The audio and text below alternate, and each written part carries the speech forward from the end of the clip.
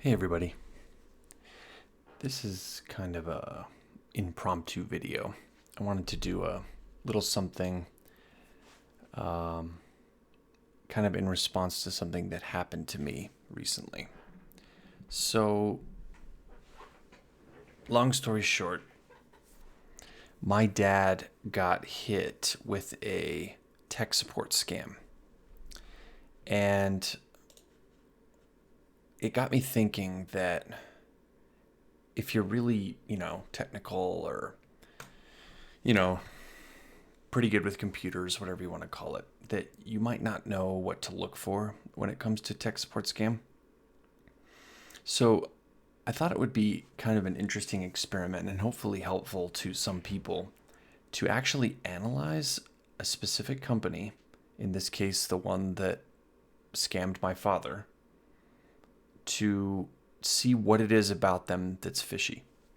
And I hope this is helpful.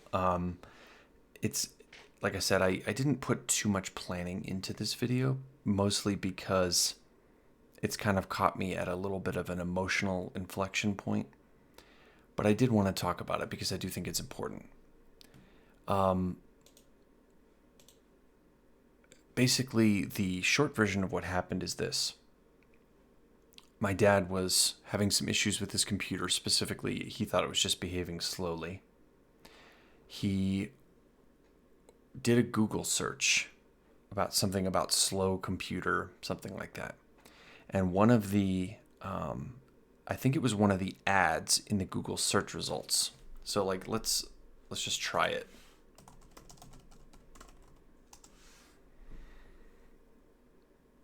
Yeah. Okay. So see this right here. If you search in Google for slow computer, there's an important thing that you need to know, and that's the first thing that you're going to see is going to be advertising. And the easy explanation for that is that that's how Google's making their money, is that they're servicing ads that are paid for. But if you look at this, you can see ad right here. Ad, ad, ad. And then you get down to actual links. So best I can tell, what happened is that he actually clicked on one of these items. It took him to a website, and he called the number on the website. He talked to a gentleman who I think he said his name was David. I was not there at the time of the call, so this was all him explaining to me what happened. He said his name was David, and he said that he did have an Indian accent, but that he claimed to be in Virginia. And while I was on the phone with him and he was telling me this information, of course, every red flag in my brain was going off because none of this is normal. Um, Before he knew it, he gave them payment information, and had dropped, before he knew it, he dropped $300 on basically nothing. They told him within a couple of minutes they knew exactly what was wrong. They could help him. His computer was all full of junk files that needed to be cleaned up, etc., etc., etc. So it's kind of an interesting thing. I got the name of the company from him. And so what I wanted to do is go through my process. And I'm certainly not an expert in this, but I do consider myself reasonably tech savvy. And I've conducted phishing trainings and phishing email campaigns and things like that professionally. So this is something that I am reasonably familiar with, tangential to my other technical knowledge. So anyway, let us begin. So the company is called Instafixus. And I'm in incognito mode, but it auto-fills the word scam, which I actually think is kind of funny. So if you go there, you can see that they have a website. And again, I'm just talking about my process here. So the question would be like, if you're not sure, how do you tell if a company is legitimate? So I just want to go over a few things that I see as being relevant here. For starters, this is interesting to me. 498 Google reviews. That's a lot. And for them to be 4.9 stars and have that many reviews is actually pretty fishy, in my opinion, because especially when it comes to anything technical, that's a pretty good average for that number of reviews. I'd be genuinely impressed to see that on a legitimate company. So we're going to take a look at that in a minute. But there's a couple things right off the bat that I think are weird. For starters, look at the address listed for this company. It's an apartment. Okay? It's an apartment. Now, is it possible that some businesses operate out of apartments? Absolutely. Is it possible that a business with 498, almost 500 Google reviews, that's an LLC, a limited liability corporation, is operating out of an apartment in rural Virginia? I don't think so. Okay, so let's check out their website. Now, right off the bat, this is actually already much trickier because,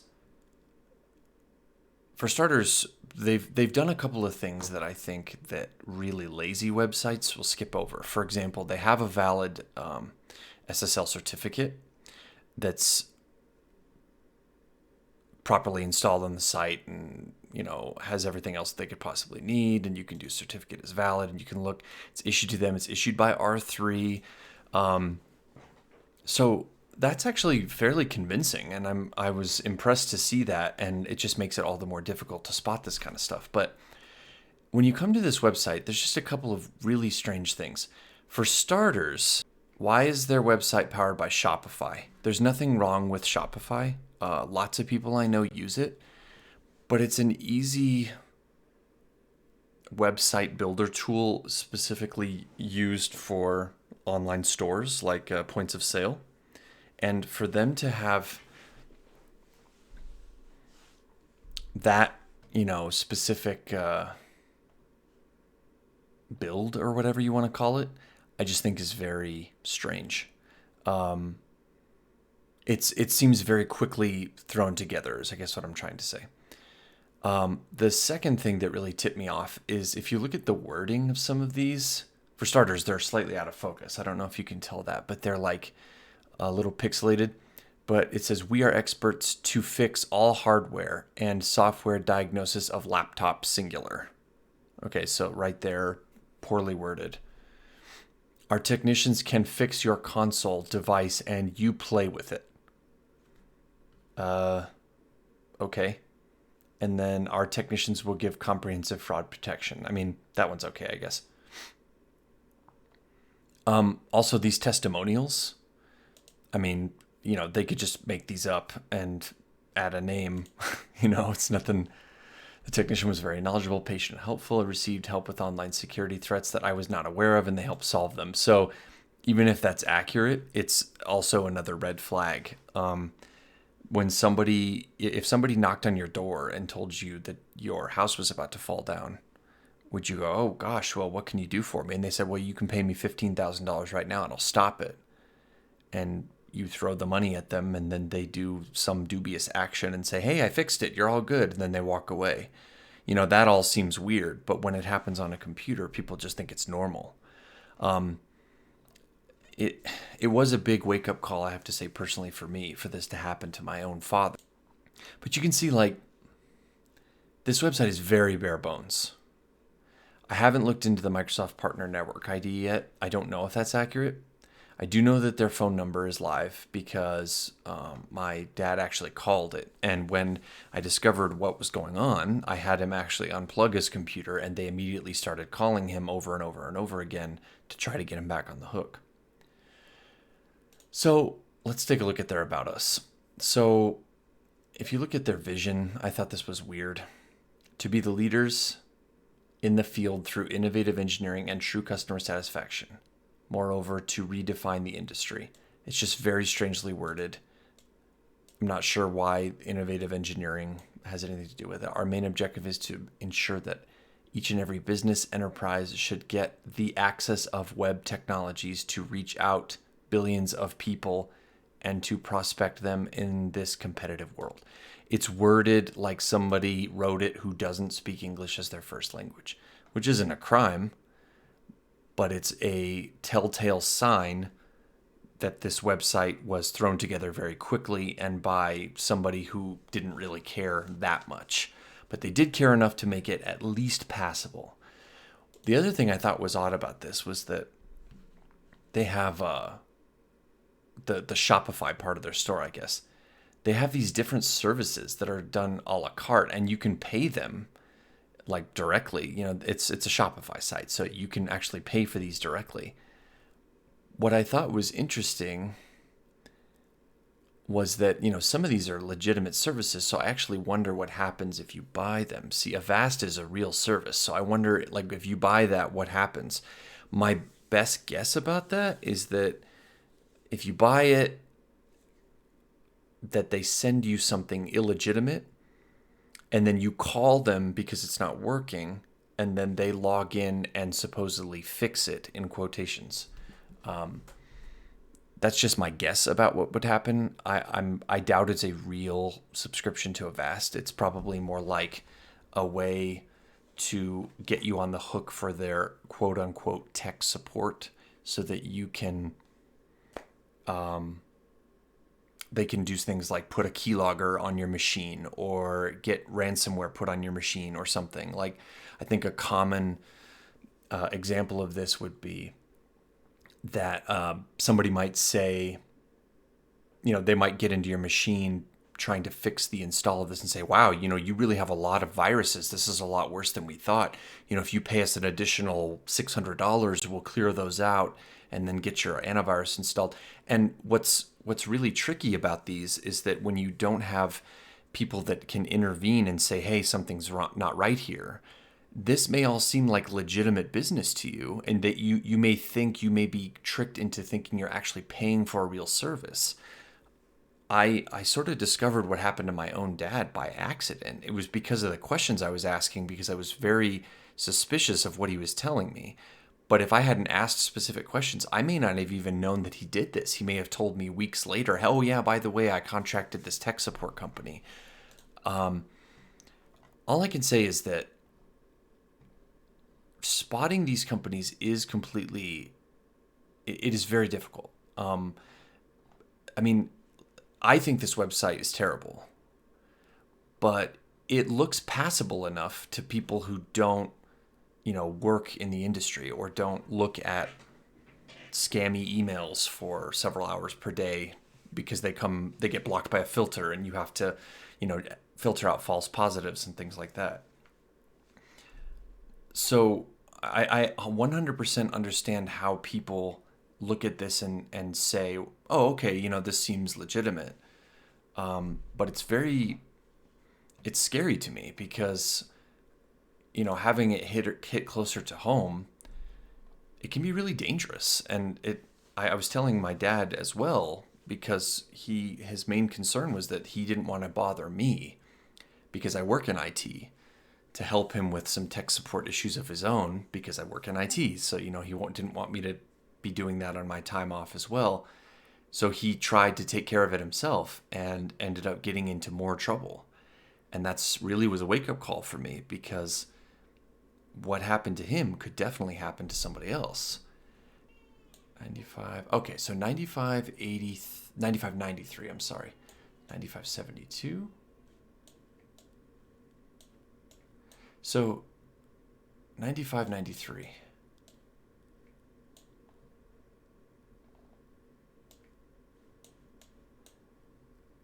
Nittany Drive, apartment 303. So it's somewhere in here. Okay, so 9571. If I had to guess, I'd say it's one of these buildings here, on the side, based on the numbering scheme, because I think this was 80, so this would be 81. So it's possible this one goes over to 93, but it's definitely apartment 303. Typically, the 3 in the front would be third floor, apartment number 3. So it's the third floor of one of these buildings. But I am quite sure that it's one of these.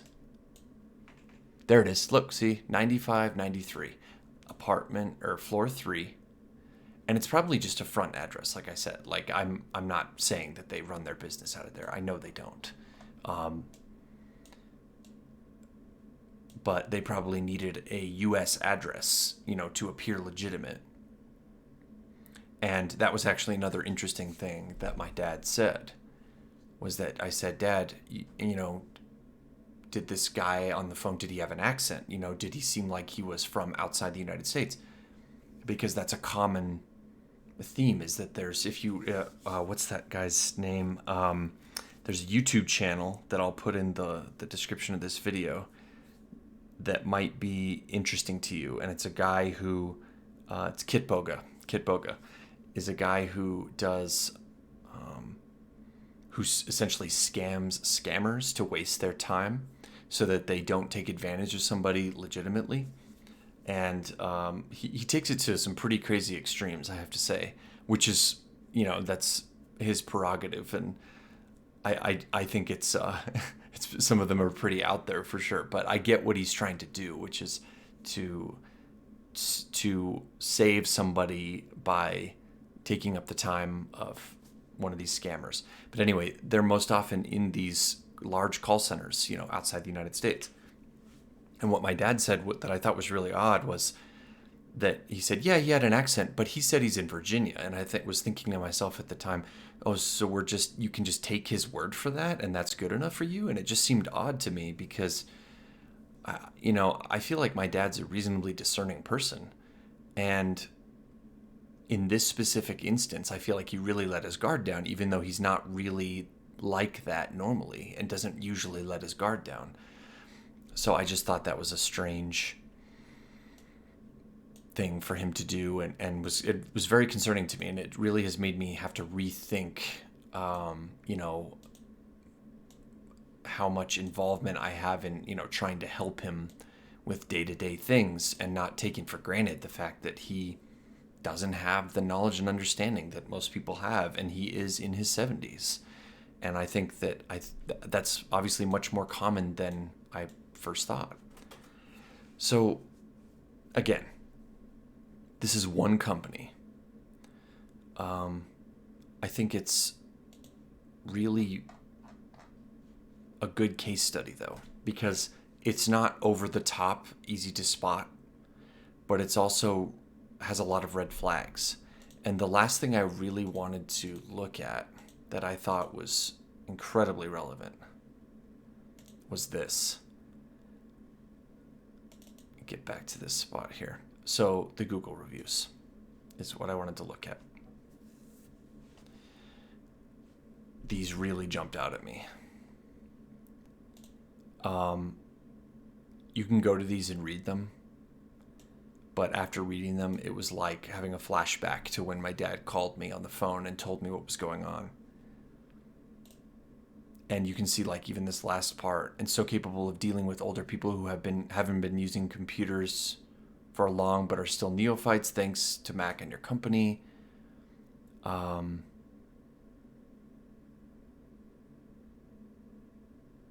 Sincerely, let's see, very helpful and explained everything. I think he knows what he's talking about. I can't wait to try it out. So a lot of these seem positive. But if you look at something really strange, if you sort by lowest, there's a really troubling pattern. Predatory. I believe they're preying on elderly with scare tactics. This company supposedly called her. I don't know if that's true. Be wary of this company. All reviews being in the last few months older than the verbiage being used. They can manipulate the reviews. Seems odd when people say machine. Took advantage of my mother through a pop-up. They prey on old people. Be leery of this company. They did charge you $7 for nothing. Terrible service and operation that preys on the elderly. They scammed me for $286. They put themselves on auto bill for August whenever told to pay through bank versus credit cards. It's a scam. And that's another thing. This one actually brings up a point that I want to address, is that initially when they told my dad how much the service was going to cost, he tried to pay with his Discover card because that's what he likes to do. He likes to run everything through his Discover card. And they told him, we're sorry, our Discover card machine is down, but you need to use your bank account information. And they said, hey, if you have access to online banking, we can set that up for you. And this is where my phone call with my dad actually went really off the rails, was because my dad doesn't use online banking. They went to his bank website on a screen share, on a remote session with him, and helped him set up his online banking. They helped him set a username. They helped him set a password. They helped him set a secret question. He told them what to type in for a password.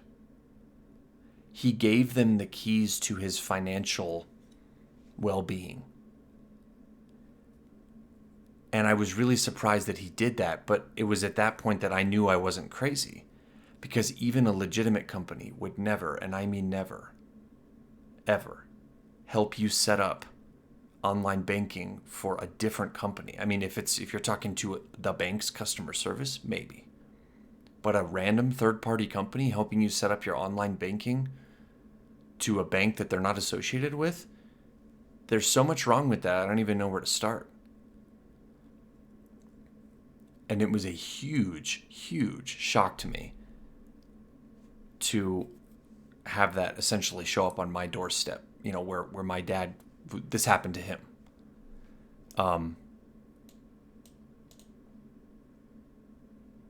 Yeah, I'm still kind of just very humbled about the whole experience.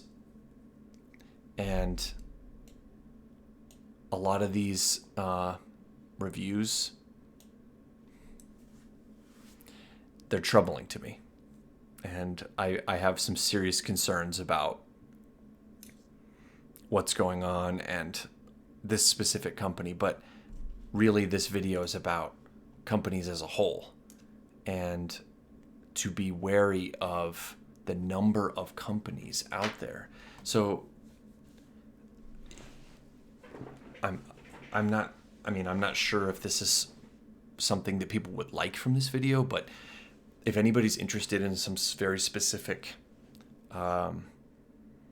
steps to counter this kind of stuff, a good start would be, let's say that you're watching this and you have elderly parents who use the internet or have a computer at home or whatever. A good start for this would be to start with an ad blocker. I'm using Chrome and I'm in incognito mode, but I can just show you one that I particularly care for. You can find others if you're using Firefox or something like that. You can find plugins for Firefox to do the same. But this is a plugin right here, uBlock Origin. It's a really good ad blocker that I like. That's very lightweight. It doesn't use up too much, compute power and stuff like that. So it won't bog down the computer. But I feel like it does a really good job of blocking malicious redirects, links, different things like that. So I would recommend this specific extension. I'm sure there's others as well that you can use. But my point is, do your research. And although I really like Chrome, don't trust every single extension in the Chrome Web Store, ever. Never, ever, ever do that. Really do your research and look into stuff and read forums and information and seek out information from people who, aren't trying to get money from you. Would be a good rule of thumb. So that would be a good start. That'll block a lot of malicious ads that could be either accidentally or intentionally clicked on that could direct them to the wrong place. The other thing I would recommend, that's actually really a simple thing that I didn't even think about until after this happened to my dad, but I realized could be helpful, is take the time to help your parents or whoever it is that you're helping with setting up bookmarks and how to use them and what they do. Because one of the things that is kind of a cliche, but also is sort of true, is that doing Google searches or doing web searches for things can actually get you into trouble. And one of the things I found that my dad was doing was actually just Googling the websites that he goes to every day, instead of, creating a bookmark, and he could just click on the bookmark and get there. But if you create a legitimate bookmark, that's a trustworthy site. They can just click on it to get straight there. They don't have to take detours where they could end up, clicking on something that they shouldn't have clicked on, or ending up on a website that looks a little bit like a site they know, but they're not sure. It's easy to get confused with that kind of spoofing. So yeah, if you find a website, use the star to create it as a bookmark on their bookmarks bar. And that way, like in my dad's case, he uses like 3 websites. He doesn't need much. I can bookmark what he needs and he can go straight there and avoid the detours that could get him into trouble. And I would say the third and final piece of advice would be to be careful about what the device is in question that you have being given to them, or to whoever it is in this case. I'd like to think of it a little bit like how you would give a device to a child, let's say between a 10 and 12-year-old. Don't give them more than they need device-wise. If they're using 3 websites, if they're checking email and maybe using Amazon a couple times, let's just say, they really only need web browsing. They don't need a $3,000 iMac. They don't need a gaming PC. They don't need those things. In my dad's case, I'm actually going to be wiping the computer that this all happened on, which is still currently unplugged. And I'm building him a brand new PC. Excuse me, not a PC. I'm building him a Chromebox because it's a system that I really like and that I believe in, that's lightweight and will give him exactly what he needs. And I highly recommend that. You don't have to go with that plan, but it's a much cheaper option than, for example, a $3,000 Mac. The advantage there is that, again, you're only paying for what they're going to use anyway, and there's a lot less for them to get into trouble with. So, for example, on a Chromebox, you can't run a typical exe the way that you would on a PC, so it limits a lot of tech support scam stuff that are going to rely on things like, running specific files that are either keyloggers, malware, ransomware, stuff like that. It won't run because it's not a Windows subsystem, or a Mac subsystem for that matter. So again, only go with what you need. I'll post a link to what I ended up buying for my father in the description of this video as well. And we'll kind of take it from there. But that's really all I had for this video. I really wanted to go into this because it was really bothering me at a deep level, like that this happened and it happened to somebody close to me. And it just kind of was, like I was saying, it was a big wake-up call for me that this is not something to be taken lightly, and that it's really easy to be tricked or to be, taken advantage of, I guess would be the way to do it. And the way that my dad just volunteered private information about himself, passwords, account numbers, without any scrutiny whatsoever that this person was somebody he'd known for 10 minutes, I just felt like I had to say something and do something about that. I've already reported this site as well to the FBI's IC3, which is it's Internet Crime something. I'm going to have to look it up now. Internet Crime Complaint Center. That's what it was. Internet Crime Complaint Center. If you go here, you can actually file a complaint with them. So like if you find a company that you think is a scam company, you can actually file a complaint with them directly. And that complaint, I don't know, how quickly it's processed or whatever, but you can provide pretty relevant information about what happened to hopefully prevent it from happening again. But I just mentioned a few things I thought were red flags. I'm just going to go out and say that if this is a legitimate company that only performs legitimate services, I'd be shocked. It reeks of tech support scam, in my opinion. And if anybody has information contradicting that, I'm really interested to hear it. If you want to share links, whatever, I'd be happy to check them out if you have proof. But at the very least, let's just say that this is a legitimate company that has a serious, let's call it workflow and communication problem that they would need to address in order to appear more legitimate. But again, I appreciate you watching this video. It has been kind of a long video because I've been doing a lot of rambling because this has bothered me at a deep level. I hope you enjoyed it though, and I hope you found it useful and gave you information or tips or whatever about what to look for and how to scrutinize companies. They can crop up very quickly and it's difficult to spot them. Just a few little things. Like I said, the one of them was the Powered by Shopify. The poor use of English in general on this website, and also the fact that it's extremely bare bones. It has absolutely almost nothing. The fact that they're using an apartment number as their mailing address. They do have an 888 number as well as a legitimate email address, which is good. That's to their credit in terms of looking the part. But you have to look at the whole picture to see what you need to look at. Or to see what you need to scrutinize.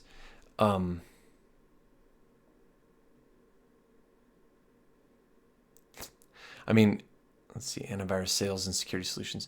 Due to the nature of digital distribution and active license codes, Instafixes LLC cannot offer refunds or exchanges for products once delivered and activation license key has been viewed.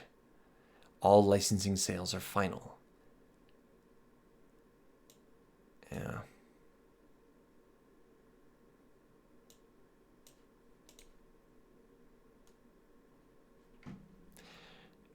Again, at the very least, it's a fishy looking website for a legitimate company. Let's just put it that way. But this mostly was about the big picture, how to evaluate a company for legitimacy when it comes to things like tech support scams or possible phishing.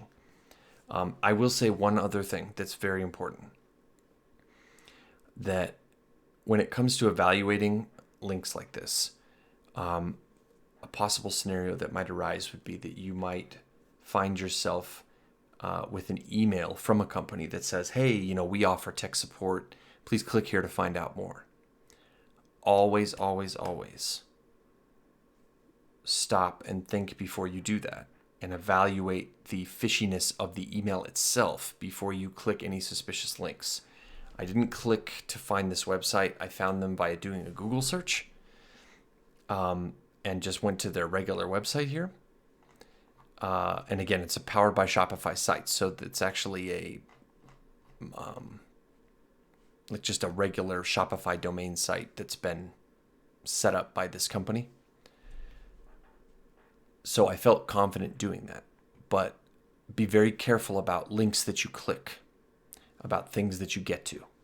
Consider an ad blocker and consider a device that is appropriate for the use case. In this case, doesn't provide a lot more than is needed. And is lightweight, easy to use, not confusing.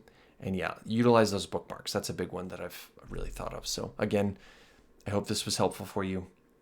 I appreciate you watching this far. If you made it this far, stay tuned for additional content, and have a wonderful evening, and take care of yourselves.